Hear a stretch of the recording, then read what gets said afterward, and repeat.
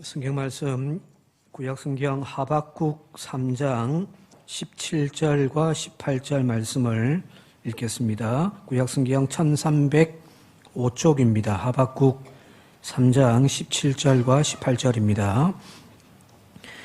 비록 무화과 나무가 무성하지 못하며 포도나무에 열매가 없으며 감람나무에 소출이 없으며 밭에 먹을 것이 없으며 우리의 양이 없으며 외양간에 소가 없을지라도 나는 여호와로 말미암아 즐거워하며 나의 구원의 하나님으로 말미암아 기뻐하리로다.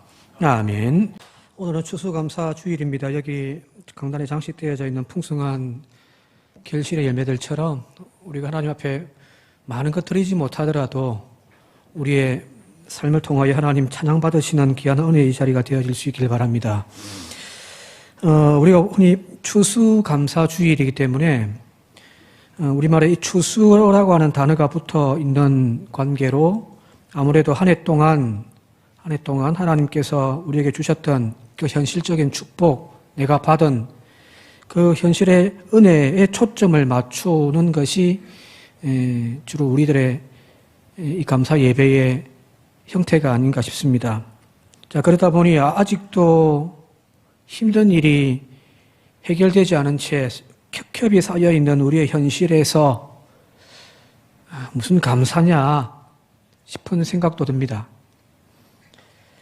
감사는 고사하고 수시로 일어나는 하나님에 대한 의심, 원망만 안 해도 좋겠다라고 하는 그런 생각도 가지게 되어집니다.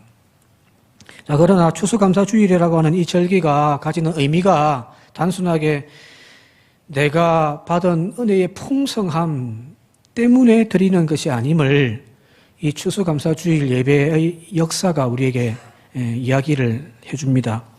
즉, 이 추수감사주일을 절기로 지키는 것은 미국 땅에서 청교도들이 첫 번째 드렸던 그 추수감사주일의 열매의 결시로 드렸던 그 예배가 기원이 되어졌다는 건 다 알고 계시잖아요. 그죠?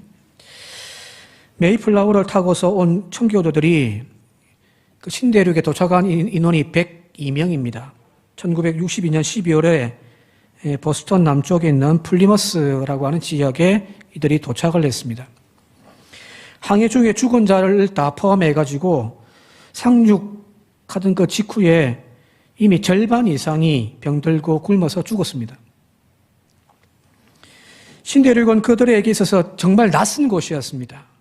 풍토병도 있고요. 어디가 어딘지를 알 수가 없습니다. 또 농사는 지어야 하겠는데 아무리 땅이 비옥하다 할지라도 처음 이 땅을 이제 농사를 짓다 보니 땅을 처음부터 개간해야 되는 거예요.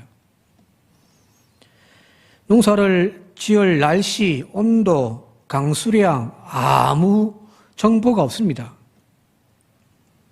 시쳇말로 이야기하자면 맨 땅에 헤딩하는 거예요. 이런 여러 가지 시행착오를 겪었지만은 다행히도 그 주변에 있던 완파스아크라고 하는 인디안 부족이 이들에게 옥수수를 재배하는 재배법을 가르쳐 줍니다. 그래서 겨우 농사를 지어가지고 첫 번째 수확을 얻게 되어졌습니다. 그것 가지고 이제 예배를 드리는 거예요. 그게 첫 번째 추수감사주일이죠. 그죠? 그 전까지 생활을 가만히 한번 생각해 보면은 먹을 것도 별로 없어요. 그래서 사냥을 했답니다. 이제 지금 미국의 추수감사주일 되면은 전통적으로 이제 그 칠면조 요리를 이렇게 해가지고 같이 나눠 먹는데 그 기원이 바로 이 먹을 것이 없으니까 사냥을 해서 새를 사냥해서 먹던 그걸 기념한 거거든. 촉은 목피에 생명을 연장하며 살아갔던 것이 이들의 현실이었습니다. 자, 그리 본다고 한다면 그 첫 번째 감사절을 드렸던 그 당시의 상황을 한번 상상해 보시기 바랍니다. 이 그림 하나 좀 보여드릴게요. 미국의 학생들 교과서에 실려 있는 그림입니다. 이게 제목이 플리머스에서의 첫 번째 추수감사절이라고 하는 그림입니다. 이제 교과서에 추수감사절에 대한 이야기들을 이제 가르칠 때 저 그림이 실려 있어요.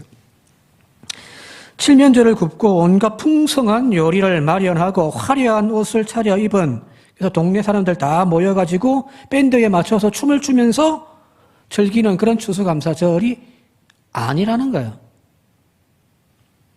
한마디로 눈물 콧물이 범벅된 슬픔과 비탄의 그런 예배였습니다. 음식이라고는 옥수수로 만든 몇 가지 조촐한 그런 음식만 차려놓은 거예요. 우리처럼 이렇게 풍성하지를 사실은 않은 거죠. 농사를 제대로 못 지었으니까요. 그들에게 첫 번째 추수감사주일은 풍성한 수확에 대한 풍성한 수확, 그 열매의 오국백가를 가지고 드려지는 감사의 예배가 아니었다는 겁니다. 죽지 않고 살아있는 것에 대한 처절한 감사입니다. 사랑하는 가족을 잃었던 사람들의 한이 맺히고 가슴 슬픈 그 눈물 가운데에서도 감사하였던 그런 예배가 바로 첫 번째 추수감사주일이었다는 거예요. 자, 그럼에도 불구하고 그들은 진심으로 감사했겠죠. 그죠? 고통 속에서도 이렇게 살아서 하나님 앞에 감사의 예배를 드릴 수 있게 하신 그 은혜, 그 사랑을 향하여 열린 마음으로 감사 예배를 드렸다는 겁니다. 자, 그렇다면 오늘 우리가 드려지는 이 시간, 이 예배는 하나님이 우리에게 지난 한 해 동안 남부럽지 않게 풍성하게 채워주신 그 은혜의 열매를 가지고 드리는 감사만이 있는 것은 아니라는 거예요.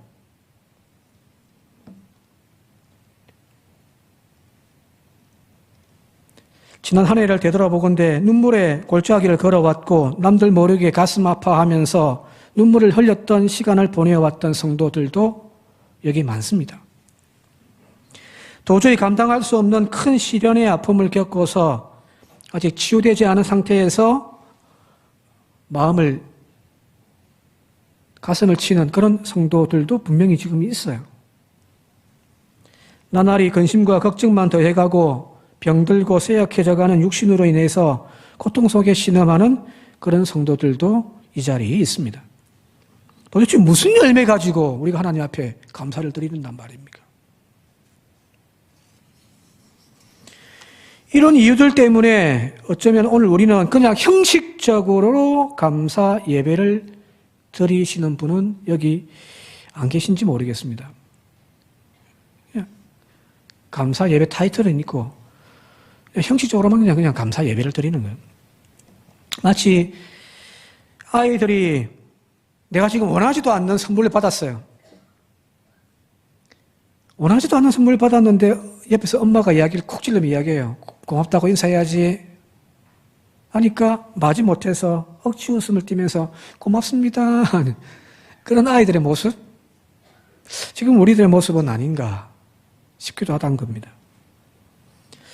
그러나 우리가 이 시간에 감사를 고백하고 찬양하고 기쁨을 함께 나누어야 할 이유가 있습니다. 현실로 따지면 감사할 이유가 없을 것처럼 보여지는데 그러나 우리는 감사할 이유를 분명히 가지고 있습니다. 그 이유에 대하여서 오늘 읽은 성경 본문의 하박국이 바로 우리에게 가르쳐주고 있거든요. 자, 18절 말씀을 함께 읽어보도록 할게요. 18절입니다. 시작. 나는 여호와로 말미암아 즐거워하며 나의 구원의 하나님으로 말미암아 기뻐하리로다. 하박국의 감사 이유는 여기 앞절에 있는 17절에 나와 있듯이 무화과 나무의 풍성함, 포도나무 그리고 감람나무의 열매와 소출 때문에 혹은 우리의 양과 외양간에 서로 말미암아 감사 조건을 지금 찾고 있지는 않습니다. 예. 거기 없다 할지라도 라고 되어 있으니까요. 그가 감사하고 기뻐할 수 있는 이유, 그가 진심으로 하나님을 향하여 찬양할 수 있는 이유는 바로 여호와로 말미암아 구원의 하나님으로 말미암아 즐거워하며 기뻐하노라 고백을 하고 있거든요. 오늘 우리의 감사의 이유는 내 삶에 받은 은혜와 풍성함 때문에 우리가 감사하는 것이 아니라 하나님 때문에 감사하는 거예요. 즉 하나님 자체가 오늘 우리의 감사의 이유이고 조건이라는 겁니다. 그 하나님은 시편의 고백처럼 졸지도 주무시지도 아니하시며 우리를 지켜주신 분이기 때문입니다. 여러분 가만히 한번 생각해 보시기 바랍니다. 정말 감사할 것이 없습니까? 남들과 비교하는 것을, 문제는 남들과 비교해 버리니까 그 비교도 참 밑에 나보다 못한 사람이 아니라 항상 나보다 더 나은 사람들 비교하니까 가지지 못한 것처럼, 내가 지금 누리지 못하는 것처럼 보여지는데, 그 남들과 비교하는 것을 잠시 멈추고 내 삶을 붙잡고 계시는 그 하나님의 손길이 나에게 있지 않았는가? 고난과 역경의 시간 속에서도 하나님은 정말 나를 외면하시고 아무렇게나 내버려 두지 않으셨잖아요. 남들처럼 호화롭고 넘치도록 가지지는 못했지만 광야의 40년 이스라엘 백성들처럼 지난 시간을 되돌아보니 그 의복이 헤어지지 아니하고 발이 부르트지 아니하도록 거기를 인도하신 하나님의 은혜가 우리에게는 있지 않습니까? 우리의 진정으로 감사할 수 있는 이유가 바로 여기 있습니다. 바로 하나님 때문입니다.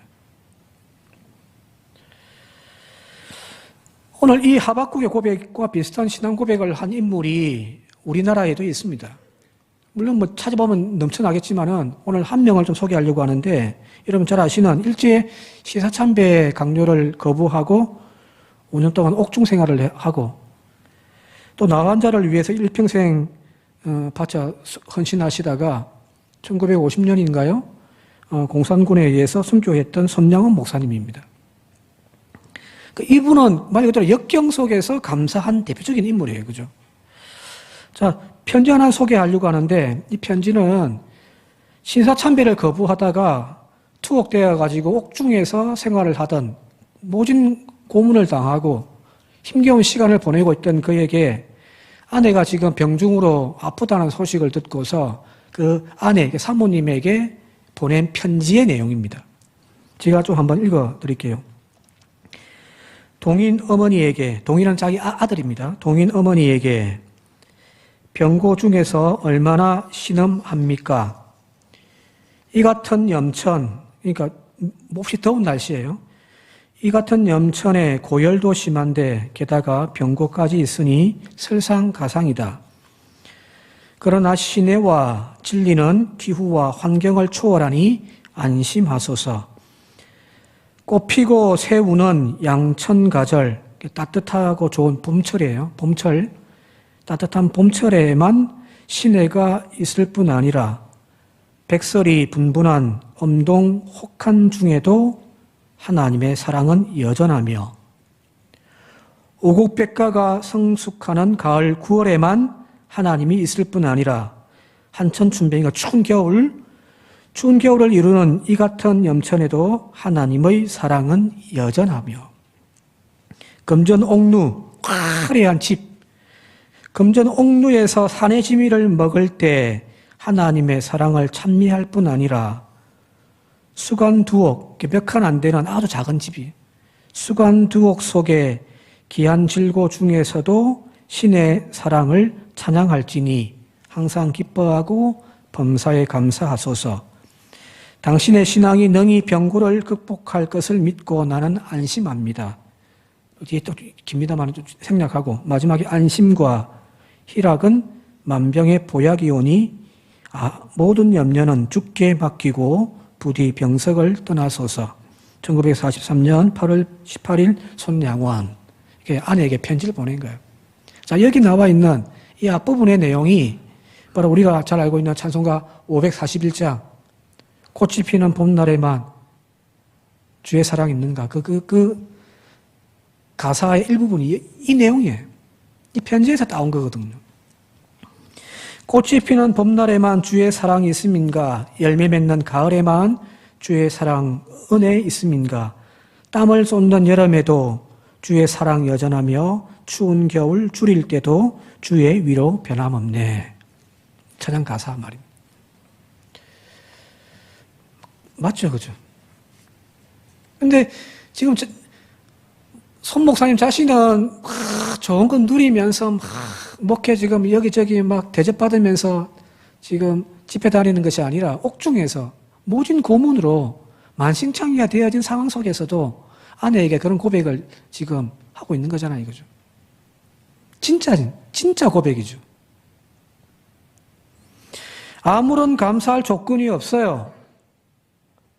자신도 그렇고 아내의 지금 병고 중에 있는 그 상황이 무슨 감사의 조건이 되어줄 수가 있습니까마는, 그러나 지금 이 손 목사님은 오히려 그 하나님을 찬양하고 그 은혜를 감사하자고 지금 고백하고 있는 거거든. 앞서 읽었던 청교도들의 신대륙에서의 첫 추수감사절, 그리고 여기 나와 있는 손영원 목사님의 편지의 진정한 감사의 고백이 사실은 고난 중에서 피어나는 감사가 진짜 감사라는 겁니다. 여러분, 예배 마치고 길 가시다가 누군가에게 10,000원짜리 하나 탁 줘보세요. 고맙습니다. 안 할 사람 있는지.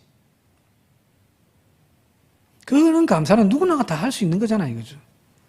그런데 여기 이 고난 속에서도 도저히 감사할 것 없는 그 환경 속에서도 하나님을 향한 신뢰와 믿음, 감사를 빼앗기지 아니하는 그 믿음이 진짜 믿음인 거죠.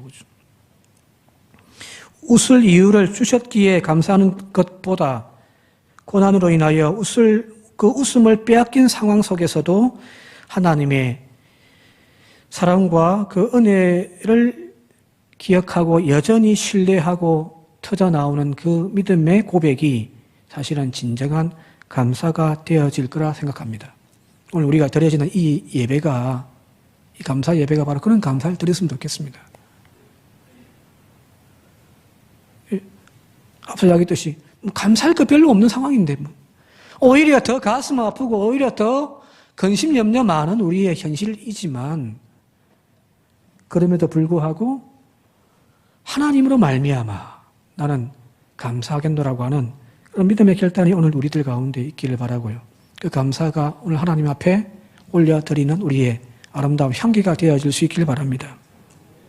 어제 새벽에 잠시 말씀드렸습니다마는 결국 우리가 감사하지 못하는 이유, 우리가 감사의 신앙을 이어가지 못하는 이유는 내 삶에 감사할 일들이 없기 때문에 나는 감사 못한다가 아니라 내 안에 예수 그리스도가 부재하기 때문입니다.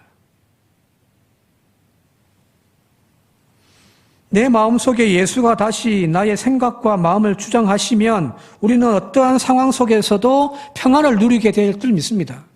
어떠한 형편과 상황, 어떠한 고난의 역경의 길을 걸어간다 할지라도 우리는 그 길에서 하나님을 향하여 감사합니다, 감사합니다 라고 신앙 고백할 수 있더라는 거예요. 오늘 저와 여러분들이 바로 이런 믿음의 고백을 회복하기 위하여 내 안에 다시금 예수를 굳게 붙잡는 저와 여러분들 되시길 바랍니다. 하박국 표현대로 한다면 하나님으로 말미암아 내가 다시금 노래하겠노라. 그런 감사의 노래를 회복하는 저와 여러분들 되시기를 주님의 이름으로 축원드립니다. 또 한 가지 우리가 감사하지 못하는 이유는 사실은 하나님에게 있는 것이 아니에요. 하나님이 안 주셨어. 하나님이 고쳐주지 않았어. 하나님이 우리를 풍성케 하지 않았어가 아니라 사실은 나의 삐뚤어진 생각 때문에 우리는 감사하지 못한다는 겁니다. 내가 꿈꾸는 것들, 그걸 다 채우지 못하니까 불만스러운 거예요. 내 자녀가 어느 대학에 들어갔으면 좋겠는데 나는 그런 꿈을 꾸었는데 그걸 못 미친 거예요. 서울대학교를 가고 싶었단 말이에요. 근데 연세대를 갔어요.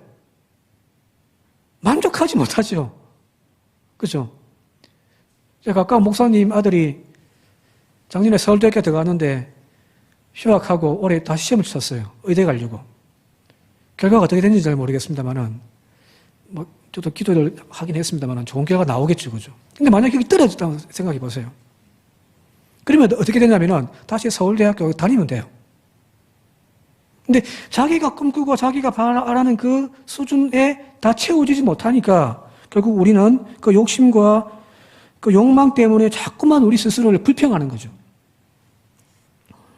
그것을 이루지 못해서 오는 갈증, 불안이 우리를 행복하지 못하게 만들어 버리는 거예요. 하나님이 안 주셔서가 아니에요. 내 욕심이 채워지지 않았어요. 그것을 온전히 성취하고 소유할 수 있다면 나는 행복해질 건데 라고 하는 착각 버리시기 바랍니다. 속지 마십시오. 인간의 욕망을 자극하는 사탄의 달콤한 유혹일 뿐이에요. 정말 우리가 행복을 누리며 살고 싶다면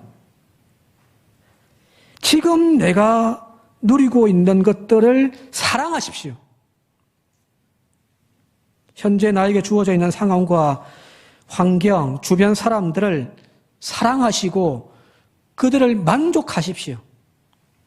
그러면 행복해집니다. 내가 지금 살고 있는 이 삶에 대해서 내가 자꾸 불평이 생겨요.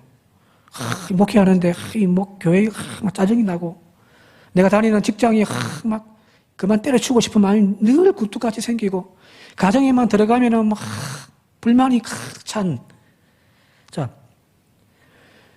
그런 지금 내가 살고 있는, 내가 지금 누리고 있는 그 삶이 사실은 누군가에는 부러움의 대상이 될 수도 있다는 사실을 여러분들 아시기 바랍니다. 전에 말씀드렸습니다만은 내 식구가 살기에는 20평 아파트가 좁죠. 저희 동생이 결혼할 때에 한 20몇 평짜리 아파트를 사가지고 들어갔는데 이제 아이를 낳고 이제 키우다 보니까 아파트가 너무 좁아요. 집에 가면은 막 난장판입니다. 그래서 늘 하는 말이 이사하고 싶다. 늘 그 이야기를 해요.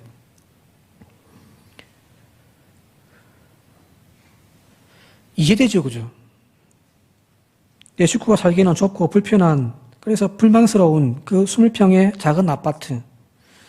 근데 따지고 보면 사실은 이 추운 겨울에 단칸방에 그냥 전기장판 하나를 가지고 살아가는 쪽방촌의 사람들에게는 사실 선망의 대상입니다. 쥐꼬리만한 봉급받고 열악한 근무 환경이라고 이거 언제 때려치우나 싶은 내 직장. 그 직장도 오늘도 수십 장의 이력서를 들고서 여기저기 쫓아다니면서 취직하려고 해보지만은 번번이 거절당하는 어떤 청년들에게는 부러움의 대상이에요. 우리 교회가 부흥이 안 된다. 우리 교회가 재정이 열악하다. 불만 가득한 교회 현실. 이런 교회도 오늘도 이 주일날 교인들 2-3명 앉혀놓고 예배드리고 있는 어떤 개척교회 교인들의 또 그 목사님의 눈의 시선에서는 사실은 부러움의 대상이죠.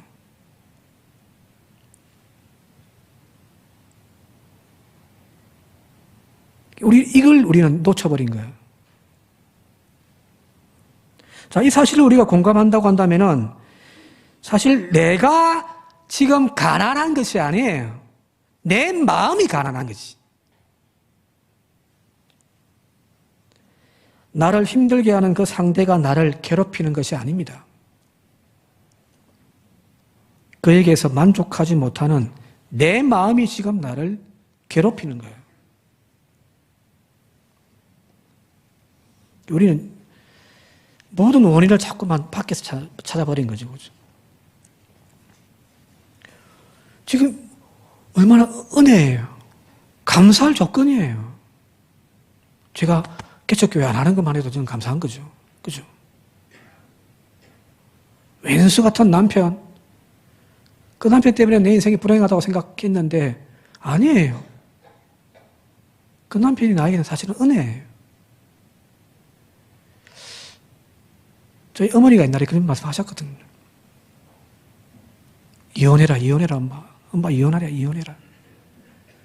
그런 이야기를 했는데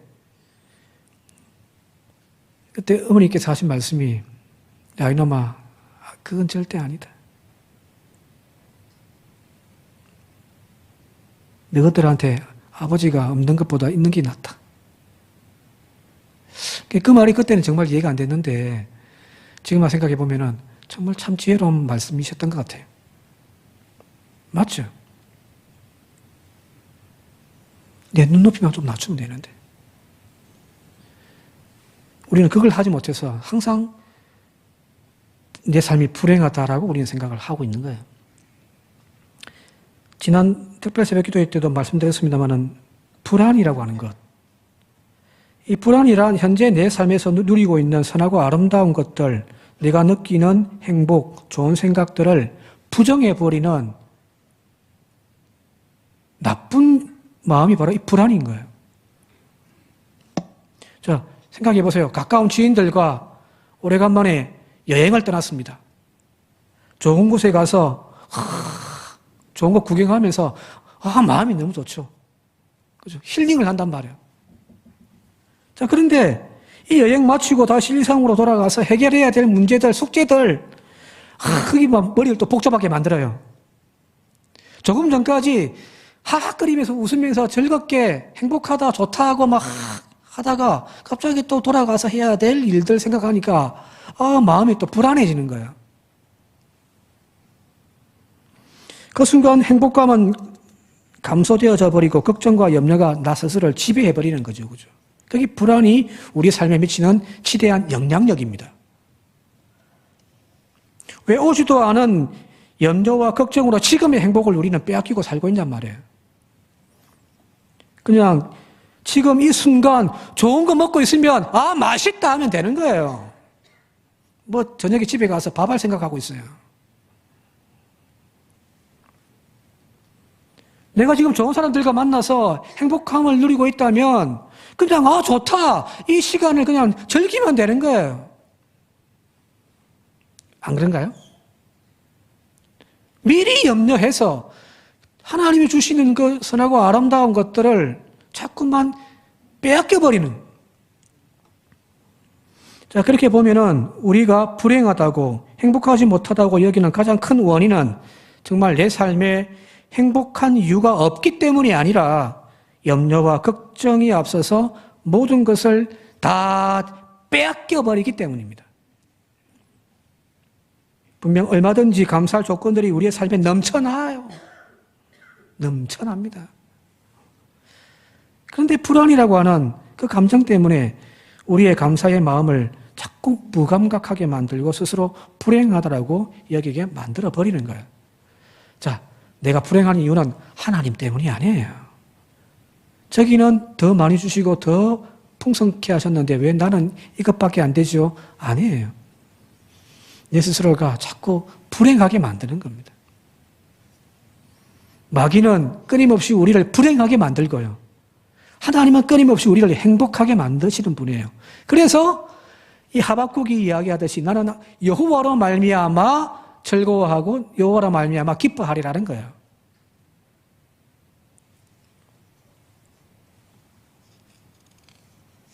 성경을 요즘 자주 읽으시죠, 그죠? 성경 필사도 하시고 성경 일독도 하시고 성경을 읽다 보면은 결론 나오는 게 딱 하나가 있습니다. 그게 뭐냐면 하나님이 심판하신다, 벌 내리신다 하는 이야기들이 많이 나와요. 특히 구약에는. 구약을 읽다 보면 힘들어요. 그런데 그런 하나님의 심판에 대한 이야기가 나오더라도 항상 그 끝은 하나님의 회복입니다. 끊임없이 심판하시지만 그 심판을 통하여 하나님이 이루고자 하는 것은 뭐냐면 다시금 그들을 회개하여 회복시켜 가시는 그것이 하나님의 계획입니다. 예레미야의 말이 맞아요. 내가 너희를 향한 내 생각을 나나니 재앙이 아니요 평강이다라고 하는 말씀이 맞습니다. 오늘 우리가 하나님을 바라보고 있다고 한다면 절망적이고 눈물 가득한 그 광야의 길에서조차도 결코 내가 망하지 아니함을, 내가 지금 이 바른 길로 하나님의 의로운 길로 초원을 향하여 걸어가고 있음을 발견케 되어지는 저와 여러분들이 될 줄 믿습니다. 이렇게 찬양하는 거죠, 그죠? 이제 말씀 정리하며 마치도록 할게요. 오늘 이 감사의 절기를 통해서 우리가 하나님께 드릴 수 있는 것, 또 하나님께서 우리에게 받기를 원하시는 것이 여러분들 예물이 아니라 또 우리가 흘리는 헌신 그 자체가 아니라 바로 하나님, 아들, 딸, 바로 여러분 자신임을 여러분들 기억하시기 바랍니다. 다시 말씀드릴게요. 하나님께서 이 지금 예배를 통하여 우리에게 받기를 원하시는 것은 예물이나 헌신이 아니에요. 여러분들 자신입니다. 그 자녀의 행복한 얼굴을 통해서 하나님은 웃으실 겁니다. 어떠한 상황과 역경 속에서도 평안을 잃지 않고 당당하게 서 있는 우리들의 모습이 사실은 하나님에게 줄 수 있는 가장 큰 감동이에요. 내가 기뻐하며 즐거워할 때 하나님도 웃으십니다. 이것이 오늘 감사절기에 우리가 하나님께 드릴 수 있는 최고의 선물 보따리가 아닌가 싶습니다. 환경을 바라보면서 여건 따져가면서 내가 불행한지 행복한지를 따지는 저와 여러분들이 아니라 어떠한 상황, 어떠한 형편에서든지 오늘 저와 여러분들에게 주신 하나님의 평강이 우리의 생각과 마음을 지배하셔서 오늘도 하나님 앞에서 좋다, 행복하다 고백하는 저와 여러분들이 되시길 바랍니다. 말씀 한 절 읽고 오늘 설교 마치도록 할게요. 신명기 33장 29절 말씀입니다. 이스라엘이여 너는 행복한 사람이로다. 여호와의 구원을 너같이 얻은 백성이 누구냐? 이스라엘이여 너는 행복한 사람이로다. 오늘 이 고백이 저와 여러분들 삶의 지표가 되어지고 또한 신앙 고백이 되어질 수 있기를 주님의 이름으로 축원드립니다. 함께 기도드리겠습니다. 아버지 하나님, 눈을 우리의 현실 내에 맞추어 보니 시대는 어둡고 내 삶은 절망적이고 감사할 이유를 찾지 못하는 참 불행한 것처럼 보여지는 저희들이지만 우리의 눈을 들어 주를 볼 수 있는 저희들이 되게 하옵소서. 하박국의 고백처럼 무화과 나무 없어도 감람나무에 소출 없어도 우리의 양과 외양간에 소가 없다 할지라도 나는 여호와로 말미암아 기뻐하노라 즐거워하노라. 그 믿음의 고백을 빼앗기지 아니하는 저희들 되게 하옵소서. 오늘 하루 저희들의 단 한마디 하나님 감사합니다. 이 말 한마디에 하나님은 충분할 줄 믿습니다. 형식으로 드려지는 이 예배가 아니라 진심으로 드려지는 이 말 한마디 하나님 앞에 올려드리고 이 자리를 마치는 우리 모두가 되게 하여 주옵소서. 예수님의 이름으로 기도드리옵나이다.